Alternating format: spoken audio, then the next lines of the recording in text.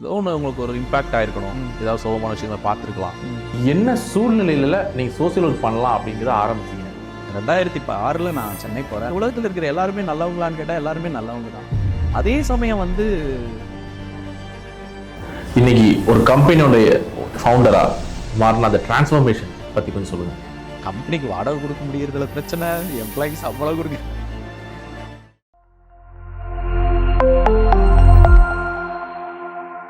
என்ன சூழ்நிலையில் நீங்கள் சோசியல் ஒர்க் பண்ணலாம் அப்படிங்கிறத ஆரம்பிச்சிங்க? அதை பற்றி கொஞ்சம் சொல்ல முடியுமா? இல்லை, என்னென்னா சீரியஸ்லி எனக்கு வந்து சோசியல் ஒர்க் பண்ணணும் அப்படின்னு எல்லாம் வரல.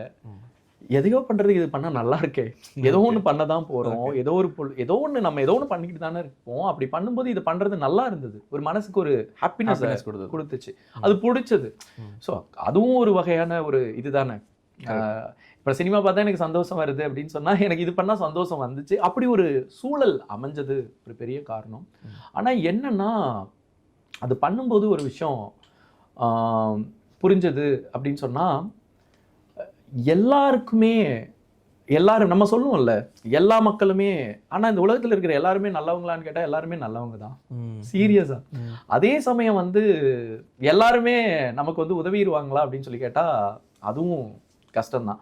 ஆனால் இது தப்பு இல்லை, ஒருத்தங்க நமக்கு உதவணும் அப்படின்னு அப்படிங்கிறது வந்து தப்பு இல்லை அப்படிங்கிறத அண்டர்ஸ்டாண்ட் பண்ணது எனக்கு சமுதாய பணி தான் கற்றுக் கொடுத்துச்சு. 2006 நான் சென்னை போகிறேன். 2011 வரைக்குமே நான் தீவிரமாக சமுதாய பணியில் இருந்தேன். அந்த டைமில் இந்தியாவில் இருக்கக்கூடிய யங்ஸ்டரில் அதிகமான நேரம் சமுதாயத்துக்காக சமுதாய வேலை சார்ந்து கொடுத்தது அப்படின்னு வந்து சொன்னால் நல்லா பெருமையாக சொல்லிப்பேன். இந்தியாவில் ஒரு டாப் 10ல் இருந்துட மாட்டோம் கருணை, ஏன்னா அவ்வளோ நேரம் கொடுத்தது எனக்கு தெரியும்ல. ஸோ அந்த மாதிரி நீங்கள் பண்ண நிறைய சோசியல் ஒர்க்குக்காக அதுக்கான ரெகக்னேஷன் உங்களுக்கு கிடைச்சிச்சா?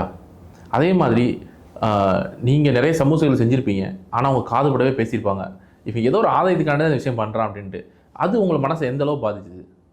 அதாவது என்னென்னா, நம்ம வந்து ஒன்று பண்ணும்போது இந்த 3 மணி நேரம் அதிரடி சேவை அப்படின்னு சொல்லிட்டு ஒன்று பண்ணோம். அதில் என்னென்னா 4 வகையான வேலைகள் நடக்கும். என்னென்னா தெரு சுத்தம், அதுக்கப்புறம் வந்து மரக்கன்றுகள் நடுறது, அதுக்கப்புறம் வந்து பார்த்திங்கன்னா சுவர்களில் பொன்மொழிகள் எழுதுறது, அதுக்கப்புறம் வந்து பார்த்திங்கன்னா இந்த மக்கள் நிலை குறித்த சர்வே, அவங்க திருநலக்குழுவில் வந்து வேலை செய்ய விருப்பப்படுறாங்களா, கண்தானம் பண்ண ரெடியா, தேகதானம் பண்ண ரெடியா, ரத்த தானம் பண்ண ரெடியா அப்படிங்கிற மாதிரி ஒரு சர்வே எல்லாம் அங்கே இருக்கும். இதெல்லாம் அங்கே நடக்கும்போது நாங்கள் நைட்டு ஒர்க் பண்ணோம்ல. இப்போ உதாரணத்துக்கு சுவர்களில் பொன்மொழிகள் எழுதணும்னா ஒயிட் பேக்ரவுண்டு பெயிண்ட் அடிக்கணும். பெயிண்ட் அடிக்கிறவரை கூப்பிட்டோம்னா காசு கொடுக்கணும், காசு இருக்காது. அதனால நாங்களே பாக்ஸ் போட்டு அடிப்போம். பட் எழுதுறதுக்கு மட்டும் கூப்பிட்டுப்போம், ஒரு அண்ணா வந்து எழுதி கொடுப்பாரு.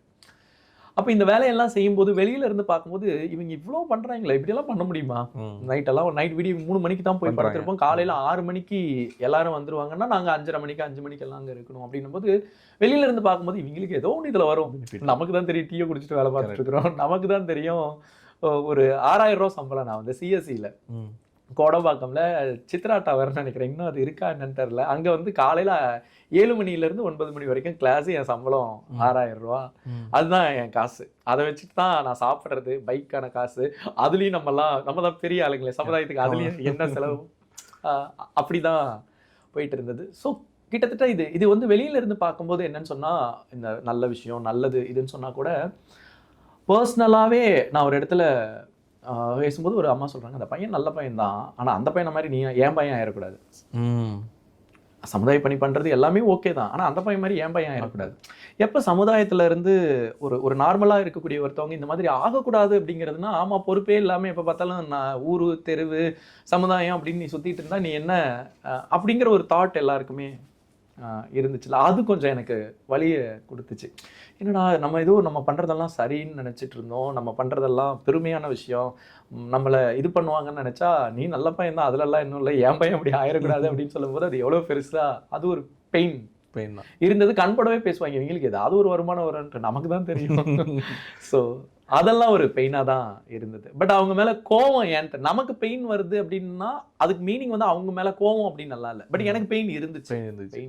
கோடம்பாக்கத்தில் ஒரு குட்டி ரூமில் காஃபியை கூட ஷேர் பண்ணி குடிச்சிட்டு இருந்த ஒரு பர்சன் இன்னைக்கு ஒரு கம்பெனியோடைய ஃபவுண்டராக மாறின அந்த டிரான்ஸ்ஃபர்மேஷன் பற்றி கொஞ்சம் சொல்லுங்கள். ஆக்சுவலி என் லைஃப்பில் பாருங்கள், என்னோடய ஃபஸ்ட்டு ரெகக்னைசேஷனே ஏபிஜே அப்துல் கலாம்ன்ற வார்த்தை தானே. ஆக்சுவலி வந்து என்னென்னா, ஒரு தடவை கலாம் சார் கூட ஒரு கான்வர்சேஷன் நம்ம கவர்னர் மாளிகையில் நடக்குது. அதில் அவர்கிட்ட கேள்வி கேட்டு பதில் சொல்கிற ஒரு இது. எனக்கு என்னென்னா நம்ம நிறைய வேலைகள் பண்ணிகிட்டு இருப்போம், ஸ்கூலில் பண்ணியிருப்போம், மாணவர்களுக்காக பண்ணியிருப்போம், தெருக்களில் பண்ணியிருப்போம், ஒரு துறை நல்லா இருக்கணுன்றதுக்கு துறை நலக்குழு இதெல்லாமே நம்ம வந்து பண்ணியிருப்போம். பட் நம்ம அந்த வேலையை செய்யலைன்னு வைங்களேன், அதனால பெனிஃபிட் ஆனவங்க கூட அதை முன்னின்று செய்ய மாட்டாங்கன்ற ஒரு வருத்தம் இருந்துக்கிட்டே இருந்துச்சு. நான் இதை தான் சார்கிட்ட கேட்டேன், அப்துல் கலாம் சார்கிட்ட கேட்டேன். அவர் சொன்னது என்னென்னா, எல்லாருக்குமே வந்து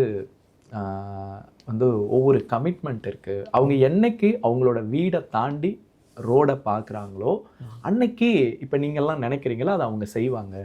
அவங்க அதை பார்க்கறதுக்கே முடியாத அளவுக்கு ஒவ்வொருத்தருக்கும் கமிட்மெண்ட் இருக்குது.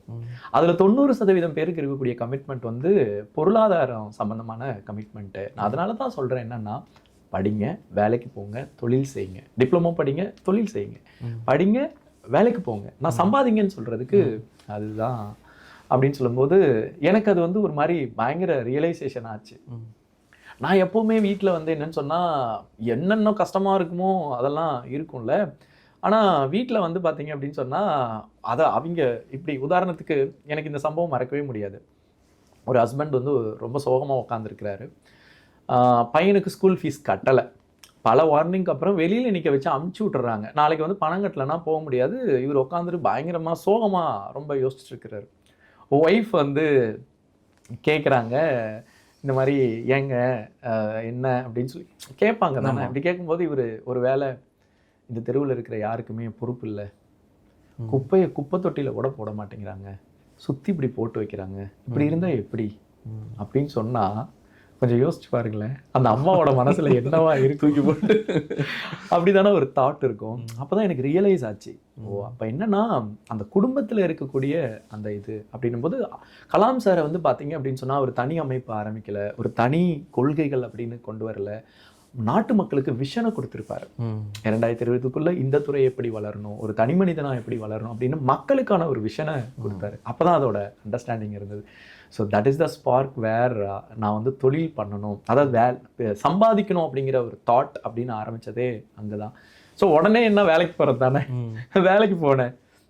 நுங்கம்பாக்கம்ல NIT அப்படின்னு சொல்லிட்டு கம்பெனி, அதுதான் அங்கே நான் வேலைக்கு போகிறேன். இனிமேல் நம்ம சம்பாதிச்சிடணும்டா அப்படின்ட்டு ஒரு 1.5 மாதத்தில் எனக்கு தாட் என்னென்னா, வேலைக்கு போவேன் ரிட்டர்ன் வருவேன், வேலைக்கு போவேன் ரிட்டர்ன் வருவேன். என்னடா நம்ம இப்படி இருந்தோம், இப்போ வேலைக்கு போயிட்டு இருக்கணும், இதனால யார் என்ன டெவலப் ஆகுவாங்க, யாருக்கு பொருளாதார மாற்றம் ஆகும் அப்படிங்கிற ஒரு தாட்டில் இல்லை நம்மளாம் கம்பெனி ஆரம்பிச்சிடணும், நம்ம சாப்பாட்டுக்கு வழி இல்லை, இப்போதான் வந்து போயிருக்கோம், கம்பெனி ஆரம்பிச்சிருவோம் அப்படின்னு சொல்லி சொன்னோன்னே, சரி ஆரம்பிச்சிருவோம், சாஃப்ட்வேர் தானே தெரியும் வேற என்ன அப்படின்னு சொல்லிட்டு கம்பெனி ஆரம்பிச்சிரும். அப்படின்னா கம்பெனினா அப்போ என்ன தெரியும் நமக்கு, கம்பெனினா ஆஃபீஸ் தானே, ஆஃபீஸ் வேணும்ல, ஆஃபீஸை போய் பார்ப்போம் அப்படின்னா ஆஃபீஸை போய் பார்த்தோம். ஒரு ஷாப் மாதிரி ஒரு ஆஃபீஸ், ஓகே இதை எடுத்துரும் அப்படின்னு சொல்லி கேட்டால் இந்த செலவு இதெல்லாம் வாங்குறதுக்குன்னு பார்த்தா ஒரு 1 லட்ச ரூபா தேவைப்படுச்சு. எங்கே போய் 1 லட்ச ரூபா, அதில் 1 லட்ச ரூபான்ற பணத்தையே முழுசாக யோசிச்சது எனக்கு தெரிஞ்சு அப்போ தான் நான் நினைக்கிறேன். அப்போ வந்து பார்த்தா இந்த என்டையர் ட்ராவலில் நான் வந்து நம்ம தொடர்ந்து நமக்கு பிடிச்ச விஷயம் தான், நம்ம இன்னொருத்தரை மாற்றுறதுக்காக அப்படின்றதுல அதில் கஷ்டம் இருந்தது, வலி இருந்தது, அவமானம் இருந்தது, உண்மைதான். நம்மளெல்லாம் கண்ணு முன்னாடி அப்படி முதுகில் குத்துறது, ரத்தம் வர்றது தெரியும், குத்துவாங்க தான். ஆனால் அந்த டைமில் அது மேலே நம்ம கவனம் செலுத்த வேண்டாம். 1 2 அப்போ வந்து என்னென்னா, எனக்கு டிரான்சாக்ஷன் பணம் சம்மந்தமானா ஒரே ஒரு ஆள்கிட்ட தான், ஹவுஸ் ஓனர் அம்மா, சீரியஸாக அம்மா வயசில் இருக்கிற அந்த அம்மா, அவங்க கிட்ட தான் எனக்கு மணி, ஏன்னா அங்கே தானே நான் கொடுக்குறேன், ரெண்ட் அங்கே தானே கொடுக்குறேன். உங்களுக்கு தெரியும் சென்னையில் 1700 ரூபா ரெண்ட்டுன்னா, மொட்டை மாடி, இந்த ஷெட் இருக்கும்ல, ஷெட் மாதிரி மேலே வந்து சிமெண்ட் சீட்டு போட்டிருக்கோம்ல, பகல்லாம் இருக்கவே முடியாது. பகலில் நமக்கு என்ன வீட்டில் வேலை சுற்றிட்டு இருக்கிறவங்க அவங்க பெரிய ரெஸ்ட்ரிக்ஷன் எல்லாம் பண்ணல, ஃப்ரெண்டை கூட்டு போய் அங்கே உட்கார வைக்க முடியாது, அதுக்கு டீ கடையிலே உட்காந்துக்கலாம், அந்த மாதிரி இருக்குன்னு வைங்களேன். ஸோ அப்படி இருக்கிற இடத்துல நான் ரெண்ட் கூட ரொம்ப கரெக்டாக சின்சியராலாம் தெரியுமே கொடுக்க முடியல, கரெக்டாக கூட நான் கொடுக்கல, தள்ளி தான் கொடுப்பேன். பட் அந்த அக்காகிட்ட போய் கேட்குறேன், இந்த மாதிரி எனக்கு வந்து இப்படி நான் தொழில் பண்ணலான், பிஸ்னஸ் பண்ணலான் இருக்கேன், எனக்கு 1 lakh வேணும்னு சொன்னால், ஆக்சுவலி அந்த அக்கா வந்து என்ன பண்ணுறேன் எது பண்ணுறேன்னு சும்மா கேட்டு விட்டுட்டாங்க. பார்த்தா ஒரு 2 நாளில் கூப்பிட்டு பணத்தை கொடுக்குறாங்க. நான் அப்போ தொழில் பண்ணணும்னு நினச்சா காசு கொடுத்துருவாங்க போல இருக்குது அப்படின்னு தான் நினச்சேன். அதுக்கப்புறம் தான் போக போக தெரியும், நீ வந்து காசு கேட்டு தொழிலுக்கு கிடைக்கிறது அப்படிங்கிறதெல்லாம் ஈஸி இல்லைன்ட்டு. So that is what the blessings, இந்த வேலை அதை தான் நான் நினைக்கிறேன். அப்படி தான் ஆரம்பித்தா கம்பெனிக்கு வாடகை கொடுக்க முடியறதுல பிரச்சனை, எம்ப்ளாய்க்கு சம்பளம் கொடுக்கறதுல பிரச்சனை. அங்கே என்ன ஆயிடுச்சுன்னா, நீ தொழில் ஆரம்பிச்சது நீ நல்லா இருந்து 4 பேர் நல்லா இருக்க வைக்கணும்னு ஆரம்பிச்ச, நீ என்னவோ வந்து சம்பளம் கொடுக்கறதுல கஷ்டப்பட்டுக்கிட்டு ரெண்ட்டை கஷ்டப்பட்டுனா வாட் இஸ் த பர்பஸ்? ஏன்னா சாஃப்ட்வேர் ஆரம்பிச்சாச்சு, யார் நமக்கு ப்ராஜெக்ட் கொடுக்குறது, எங்க போய் தேடுறது, என்ன பண்றது அப்படின்னும் போது சரி ட்ரைனிங் ஆரம்பிச்சிருவோம் அப்படின்னு சொல்லிட்டு ட்ரைனிங் ஆரம்பிச்சா நல்ல அதுல இருந்து இன்புட் அப்படிதான் அப்படிதான் ஃபர்ஸ்ட் அன்னையில இருந்து இன்னைக்கு வரைக்கும் அந்த சாஃப்ட்வேர்ல டிராவலிங். மாசம் மாசம் சம்பளம் வாங்குற ஒரு மிடில் கிளாஸ் எம்ப்ளாயா இருந்துட்டு ஒரு கம்பெனியை ஓபன் பண்ணணும் அப்படிங்கிற ஒரு ரிஸ்க் எடுத்திருக்கீங்கல்ல, எப்படி அந்த ரிஸ்க்கை நீங்க எடுத்தீங்க? ஆக்சுவலி இது நான் என்னன்னா, அது நான் முதல்ல இப்போ கம்பெனி ஃபேமிலிக்கு மாசம் மாசம் காசு கொடுத்துட்டு இருக்கேன். ஆக்சுவலி என்னோட ஃபேமிலியை சொல்லணும் அப்படின்னு சொன்னா, நான் வந்து ஒரு பையனா, எங்க அம்மா அப்பாவுக்கு பையனா நான் ரொம்ப நல்ல சன்னா அப்படின்னு சொல்லி கேட்டா எனக்கு தெரியல. ஏன்னா ஊரே பெருமையா பேசுற மாதிரி இருக்கும், கலாம் பாக்குறாருங்க, அது பாக்குறாருங்க, இந்த பையன் இப்படி பண்றான். சைதை துரைசாமி சார் எல்லாம் வந்து அவர் மேயரா இருக்கும்போது ஒரு ஜோனை கொடுத்து நீங்க இந்த ஜோனை டெவலப் பண்ணி இது மாதிரி கொடுங்க அப்படின்னு சொல்லி டீமுக்கு கொடுத்து, நமது சென்னை நமது பொறுப்பு, சென்னை மக்களின் பங்களிப்பால் சென்னையின் உயர்வு அப்படின்னு ஒரு இது சார் எல்லாம் வந்து இந்த மாதிரி எல்லாம் இருக்கும்போது ஒரு பெருசா இருக்கும். பட் அம்மா அப்பாவுக்கு சாப்பிட்றது கூட காசு கொடுக்கல, இல்ல இங்க நம்ம தான் சாப்பிட்றதுக்கே இல்லையே அப்படின்னும் போது, அப்படி இருக்கும்போது நான் சரியான பையனான்னு எனக்கு நான் இருந்ததில்லை. அதே மாதிரி இப்போ கூட ஆக்சுவலி இந்த மெட்டாமேக்ஸோட ட்ராவல் வந்து பார்த்தீங்க அப்படின்னு சொன்னால், நான் 2021 செகண்ட் லாக்டவுன் வந்ததுக்கப்புறம் தான் எனக்கு அந்த இதில் இன்றைக்கி இருக்க ட்ராவலில் சீரியஸ்லி நான் இன்றைக்கி இந்த நிலமையில் இருக்கிறேன் இப்போ அப்படின்னு சொல்லி சொன்னால், என்னால் ஸ்ரீலங்காவில் பிஸ்னஸை ஸ்டார்ட் பண்ண முடியுது, யூகேயில் பிஸ்னஸை ஸ்டார்ட் பண்ண முடியுது, இன்றைக்கி துபாயில் இங்கே வந்து யூஏயில் பிஸ்னஸை ஸ்டார்ட் பண்ண முடியுது அப்படின்னு சொல்லி சொன்னால், நான் வந்து இது 90% சொல்ல மாட்டேன், 100% ரீசன் வந்து என் ஒய்ஃப் தான். ஏன்னா நம்ம நிறைய நமக்கு ஒரு ஹேபிட் உண்டு, நம்ம சந்தோஷமாக இருக்கும் போதெல்லாம் நல்லா படோதாபமாக வந்து வெளியில் இருக்கக்கூடிய ஃப்ரெண்ட்ஸ்கிட்டையும் பிஸ்னஸ் ரிலேட்டட் பீப்புள்கிட்டையும் பயங்கரமாக ஸ்பெண்ட் பண்ணுவோம், பயங்கரமாக இருப்போம், ஒரு மாதிரி நல்லா இருப்போம்.